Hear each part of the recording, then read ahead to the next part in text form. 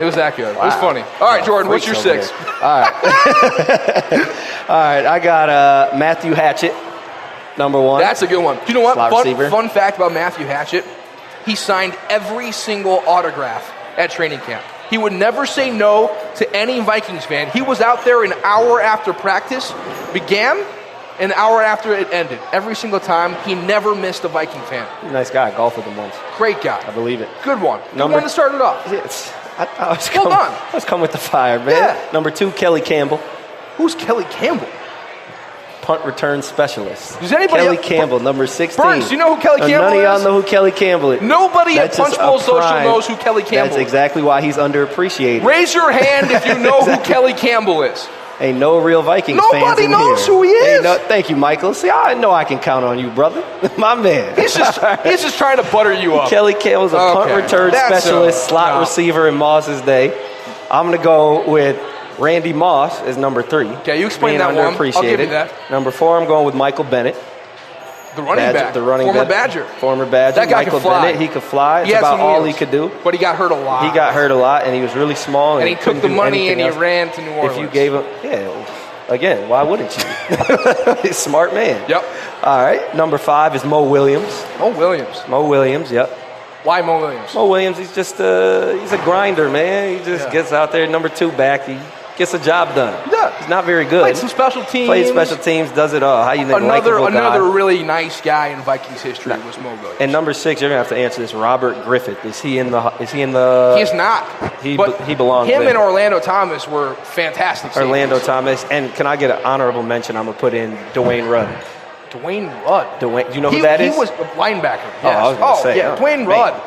Very consistent. Dwayne Rudd didn't make mistakes. He did. I like that one. Dwayne Rudd. Hey, you dug deep. For someone who just thought of this list right now sitting here, I'm impressed. I'm a true Vikings fan. Well, that's all. The only team I like in sports is the Vikings. It's the only team. You don't cheer for anybody else. No other team. Other people try and cheer for the bum Timberwolves. Can't do that. You just except lied. for Tyus. You just lied though because you cheer for the Yankees. You're a Yankees fan. You just lied on the podcast. No. But I don't care about the Yankees. Oh, okay. If the Yankees are good, I'll cheer for the Vikings if they're 1-15. Okay. So you're ride or die with the Vikings. Ride or die with the You're a bandwagon Yankees fan. Ride or die with the Vikings. So you admit to being a bandwagon. I'm a bandwagon everything fan except LeBron and the Vikings. That's all I care about. That's fair. Last Vikings note of the day, Caleb Jones got in some trouble. Do you even know who Caleb Jones is?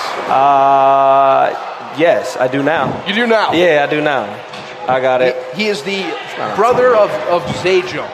Zay Jones. That's a wild family. The Bills receiver who got arrested naked last year. Yeah, family needs got in Xanax. some big trouble. That was a viral video. Yeah. Then his brother today, allegedly, that's important in my business to say this. Allegedly on theft and assault allegations.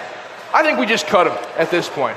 If you can't catch the ball, you're a practice squad guy last year, and you're getting in trouble. Why are we even doing this? Just get rid of him. I think we cut him and move on. I think we keep him. Why? Bring back the Love Boat Vikings. Oh no! Bring back the reputation. Oh no! Yeah, I say we keep. We might have to strike that from the podcast. That's the most unpopular opinion ever. That's when the Vikings were really popping. No, they were not. Yeah, we were. Yeah, they struggled after that year. Yeah, but at the time we were nice. After the allegations, we went downhill. I think you're the first person in history to say, bring back the Love Boat Vikings. That was a group with a lot of character, a lot of spirit. They had no character. They had a lot of character. Moss was on that team, wasn't he? They might have had some spirit, but they did not have character. They had a lot of it of everything. That was a good thing. You gave Jordan this tequila shot, and these are the takes that you're getting. You asked for it, and you got it. Asked to see who wants to bring back the Love Boat Vikings. Nobody. Get a show of hands. Nobody. See, we got one. We got one person. Only black guy out here. But it's cool, though. Oh, that's too funny. Yeah. Gopher season opens tomorrow. Gopher football. Are you excited? For what? For Gopher football season opening up. No. Who cares? I mean, I know you're a Badger.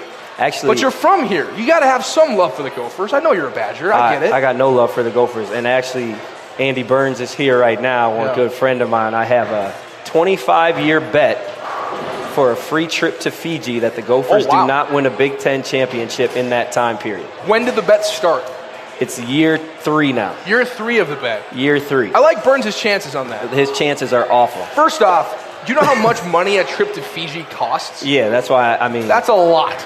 You guys have put a lot on the line here with this one. It's a very, are you guys very going, successful man. Are you going together? 60 years old. We'll be able to enjoy it. I like the long-term potential. It's not going to happen this year. The Gophers aren't winning the Big Ten. It's not going to happen. Ever. It's not ever. Who are they going to beat? Like, they can't even beat Wisconsin. I mean, they're not beating Penn State, I think you're forgetting Michigan, about Ohio State. Like, you're forgetting about how good the Gophers were prior to PJ Fleck. Jerry Kill. For 1 year? They had a good year. I think you're thinking about how good the Gophers were in 1962. They won some. Isn't that the last time they won a Big Ten? No, that was 1940.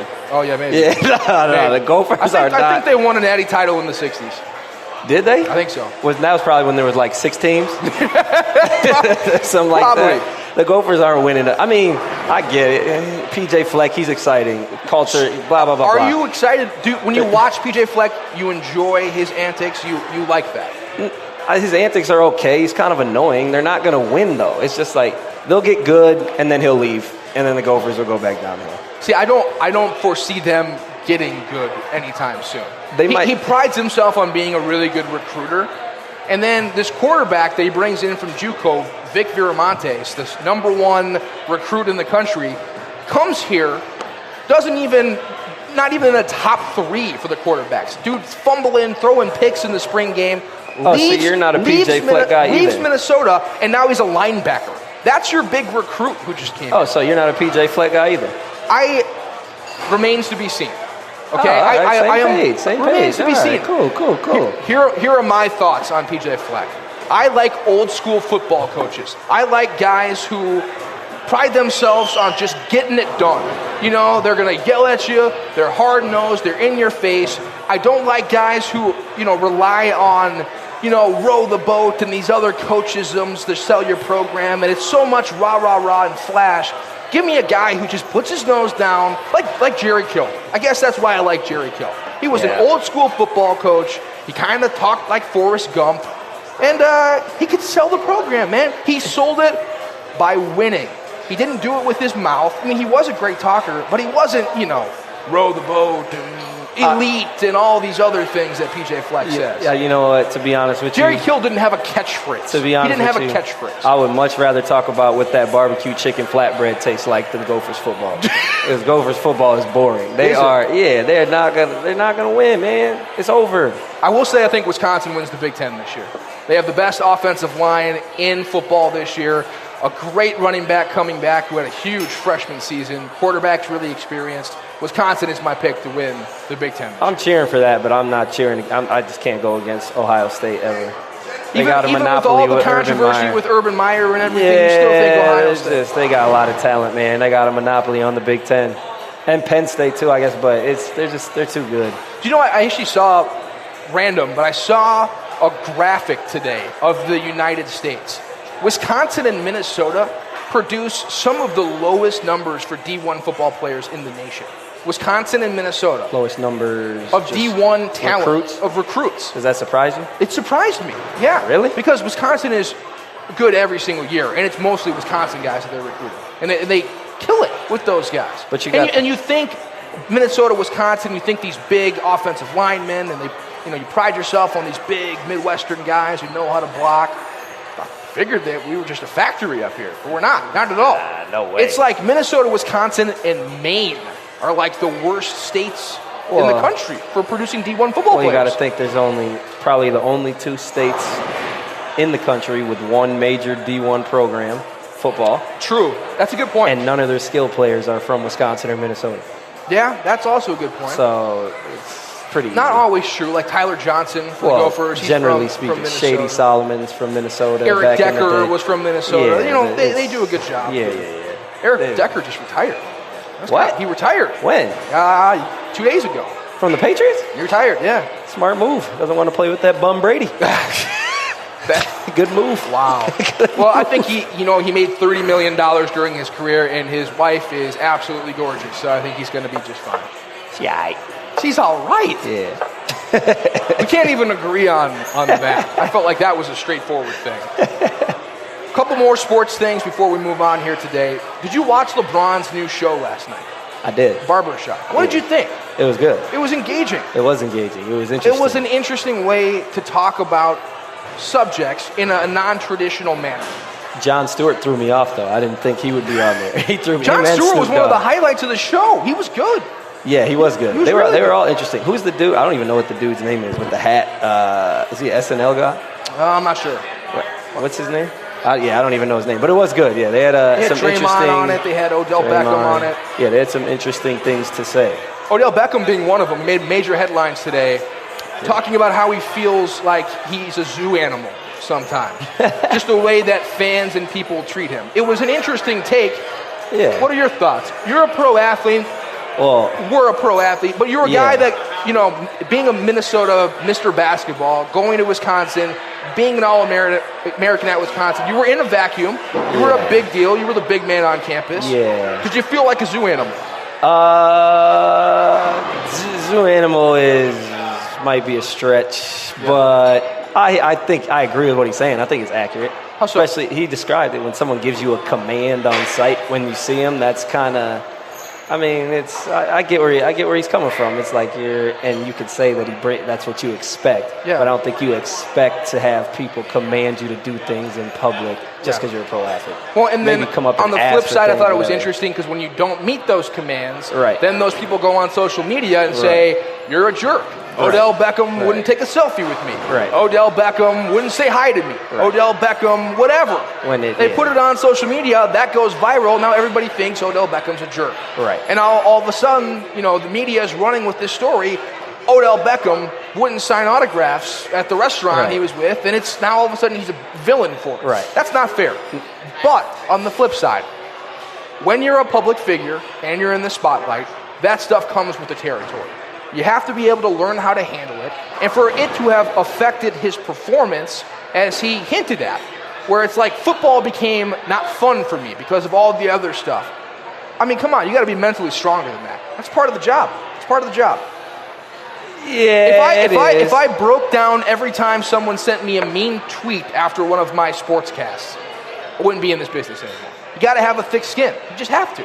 All right, but what if he starts What if he starts coming back at all the people on Twitter and everywhere? That's not the way to do it either. Why? There are a lot of people in this business because I just think if he's performing on the field, what does it matter then? Sink down to their level. But you just let it roll off your back. But what if that's the way he mentally handles it? What if he comes at people off the field and he's still performing? Then power to you. There are very but he's few still going to guys. get ripped apart. Draymond Green's one of those guys. Yeah. Where he feeds off that negativity. Say negative things to me, boo me, I'm going to be better for it. That's why I love Draymond Green.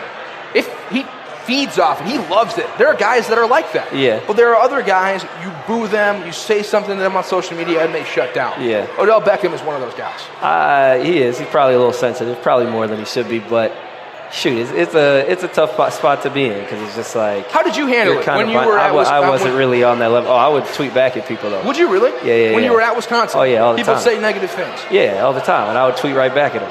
What was Absolutely. it? Did you get a lot of tweets? Because you really kind of finished up your college career right when Twitter was really taking off. Yeah. Right when Twitter was becoming a big thing. Yeah, my junior and senior year for sure. What was it like for you? Did you get a lot of hateful tweets from fans from other schools? Yeah, there was both.